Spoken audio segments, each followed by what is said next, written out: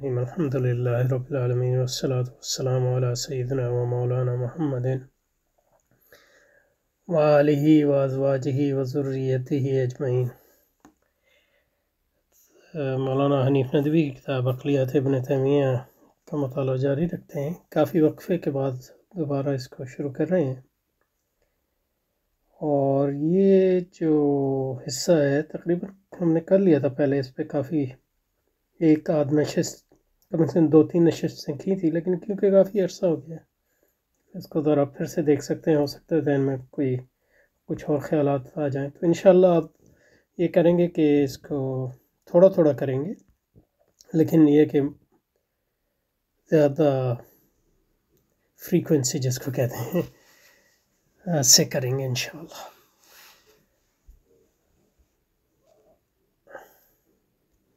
اچھا جی، منطق کا یہ، اور خاص طور پہ ارسطاطیلی سی منطق کا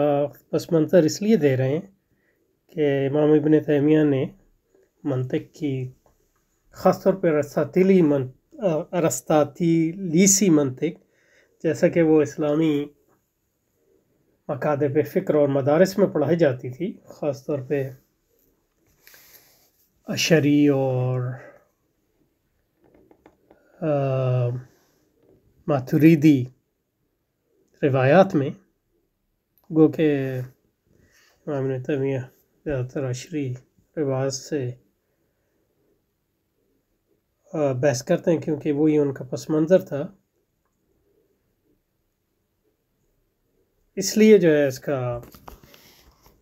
ارسطاطیلیسی منطق، ارسطو کی جو منطق ہے اس کا پس منظر اسی لیے دے رہے ہیں کہ بعد میں دیکھیں گے کہ جو امام ابن تیمیہ کی تنقید ہے اس میں کتنا وزن ہے۔ تو منطق کی تخلیق و آفرینش سے پہلے منطق کی تخلیق کا کیا مطلب ہے؟ یعنی اس سے مراد یہ لے رہے ہیں کسی نے منطق کی ایجاد کی ہے بطور علم کے، لیکن ایجاد تخلیق تو اس کو کہتے ہیں جو عدم سے آئی ہو، لیکن یہ کہ منطق تو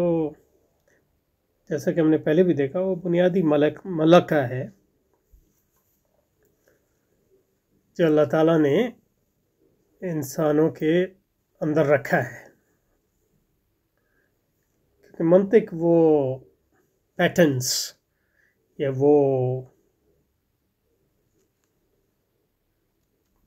وہ نمط یا وہ طریقہ ہے جس کے مطابق انسان جو ہے استدلال کرتا ہے یا غور و فکر کرتا ہے۔ تو اس لحاظ سے کہنا کہ منطق کسی نے ایجاد کی ہے، یہ کچھ یعنی مدون تو کر سکتے ہیں ہم، اس لیے یہ کہنا کہ کسی نے گرامر ایجاد کی ہے تو یہ عجیب، تخلیق کی ہے تو یہ عجیب و غریب لگتا ہے۔ جیسے کہ پہلے بھی ہم نے دیکھا زبان اور منطق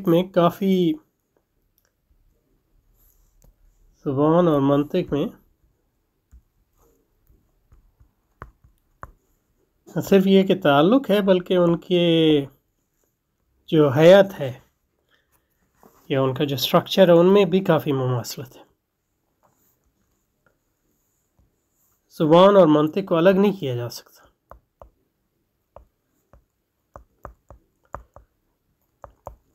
کیونکہ ہم جو استدلال کرتے ہیں وہ زبان کو ہی استعمال کر کے کرتے ہیں، اور منطق جو ہے وہ استدلال سے بحث کرتی ہے، استدلال کے طریقوں سے بحث کرتی ہے کہ کون سے طریقے استدلال کے صحیح ہیں اور کون سے، اور اس لیے اس کا تعلق جو ہے گرامر سے بھی بہت گہرا ہے، کیونکہ گرامر اگر استدلال کا طریقہ نہ بھی ہو تو لیکن زبان کے صحیح استعمال کا طریقہ ہے کو گرامر کہتے ہیں، جس کو صرف و نحو کہتے ہیں۔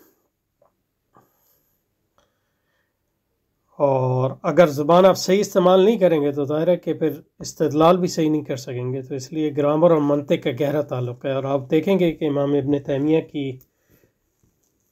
جو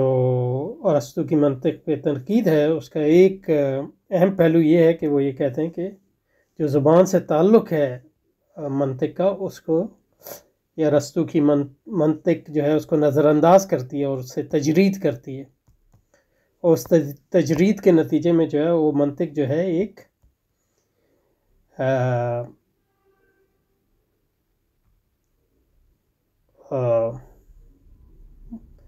وہ منطق جو ہے اس کا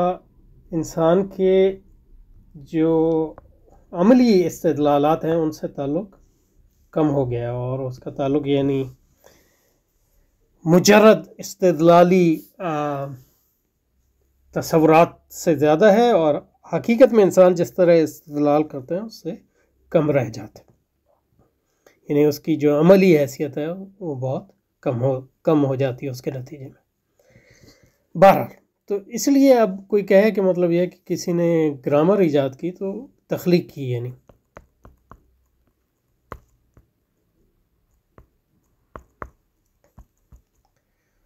تو وہ ایک عجیب سی بات اس لیے لگتی ہے کہ گرامر تو زبان کے ساتھ وجود میں آتی ہے،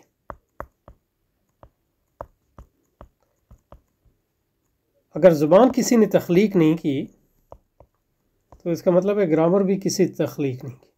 اور اگر زبان کا تعلق منطق سے بہت گہرا ہے تو اس کا مطلب ہے کہ منطق کے جو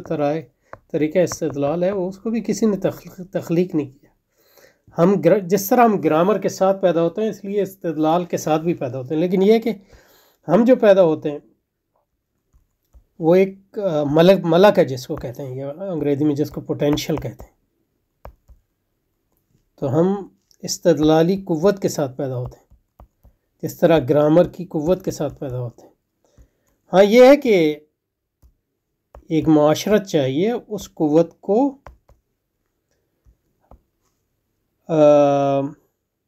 حقیقت میں بدلنے کے لیے، اس ملکوں کو حقیقت میں بدلنے کے لیے، یعنی اس کو ایکچولائز کرنے کے لیے۔ یہ اس طرح ہے جیسے مطلب بیج ہے آپ کا، بیج کو یعنی ماحول صحیح میسر آئے تو وہ درخت بنے گا، لیکن اگر ماحول صحیح نہیں نظر آئے تو وہ درخت نہیں بنے گا، لیکن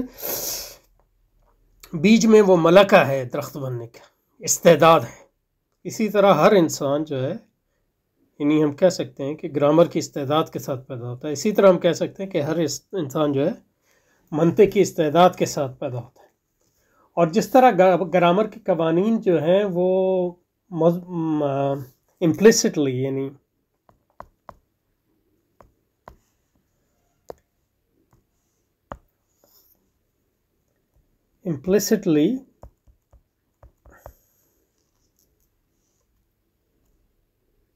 ہر انسان میں ایک ملکہ ہے گرامر کا، اور ہر انسان گرامر کے قوانین کو جانتا ہے جب وہ زبان استعمال کرتا ہے۔ گو کہ مطلب یہ ہے کہ اس کا جو جاننا ہے وہ امپلیسٹ ہے، یعنی اس کی زبان کے استعمال میں وہ متضمن ہے وہ جاننا۔ وہ اسی طرح ہے کہ کوئی مطلب سائیکل چلانا جانتا ہو لیکن یہ آپ کو یہ نہ اس کو یہ بتا نہ سکے کہ مطلب اصل میں سائیکل کس طرح ایکچولی چلائی جاتی ہے، یہ بال کو سوئنگ کرنا جانتا ہو لیکن یہ کہ یہ بتا نہ سکتا ہو کہ کس طرح وہ سوئنگ ہوتی ہے۔ تو اسی طرح ہر آدمی گرامر جانتا ہے جو اہل زبان ہوتے ہیں، لیکن یہ کہ واضح تو یعنی لیکن یہ کہ ایکسپلیسٹلی جو ہے اس کو جب صرف وہی لوگ جان سکتے ہیں جو اس پہ غور و فکر کرتے ہیں، لیکن یہ کہ وہ جو گرامر جو مدون کرتے ہیں وہ لوگوں کے عمل کو دیکھتے ہیں اور دیکھتے ہیں کہ لوگ کس طرح زبان استعمال کرتے ہیں، اسی سے جو ہے وہ ایکسپلیسٹ جو رولز ہیں یا قوانین ہیں وہ اس کا استخراج کرتے ہیں یا ان کو ڈیڈیوس کرتے ہیں۔ تو ہر آدمی جو ہے صریحاً نہیں جانتا کہ گرامر کیا ہوتی ہے، لیکن یہ کہ اس کو اس کا یعنی ایک بطور ملکہ اس کا علم ہوتا ہے، یعنی وہ جب زبان استعمال کرتا ہے تو گرامر کے رول استعمال کرتا ہے لیکن ان کو صریحاً جانے بغیر، اور جو لوگ پھر گرامر کو مدون کرتے ہیں وہ انسانوں کے عمل کے ذریعے اس کے صریح قوانین کو اخذ کرتے ہیں۔ اسی طرح جو آدمی بھی انسانی زبان استعمال کرتا ہے اور عقل استعمال کرتا ہے اور استدلال کرتا ہے، وہ جن کو منطقی قوانین کہتے ہیں، وہ بھی ایک یعنی فکر کی گرامر ہے، تو ہر آدمی جو ہے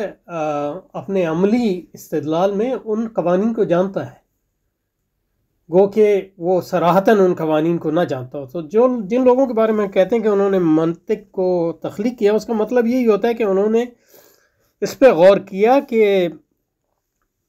انسان جو ہے استدلال کس طرح کرتے ہیں،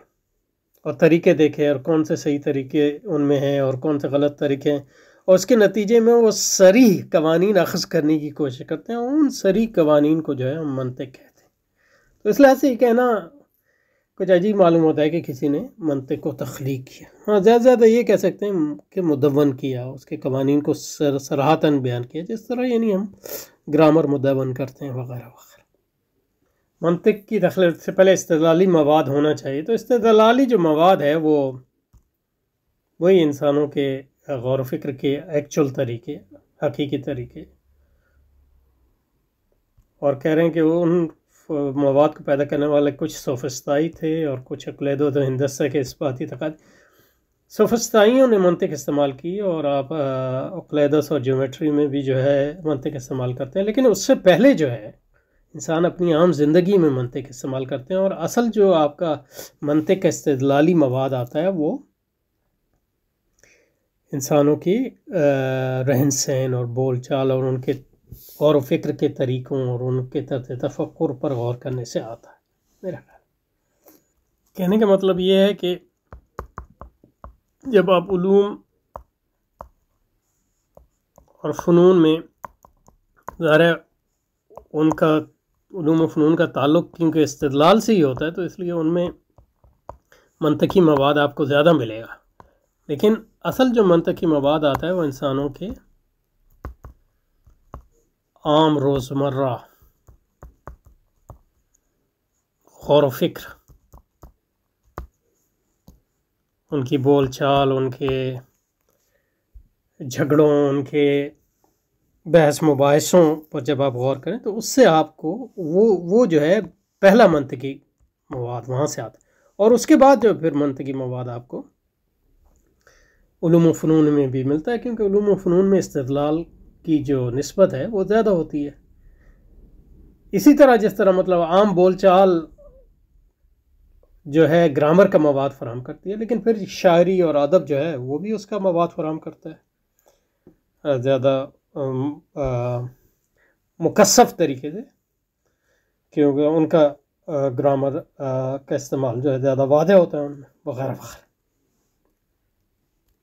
اچھا جی، تو میرا خیال ہے یہاں رکتے ہیں، پھر اگلی بار انشاءاللہ تقریباً جلدی کریں گے. نیکسٹ جو ہے وہ یہاں سے شروع کریں گے جن لوگوں نے. تو یہ بنیادی مقدماتی بحث آ گئی، اور اس کے بعد جو ہے پھر اصل جو فصل ہے اس کی طرف آئیں گے انشاءاللہ تعالی. السلام.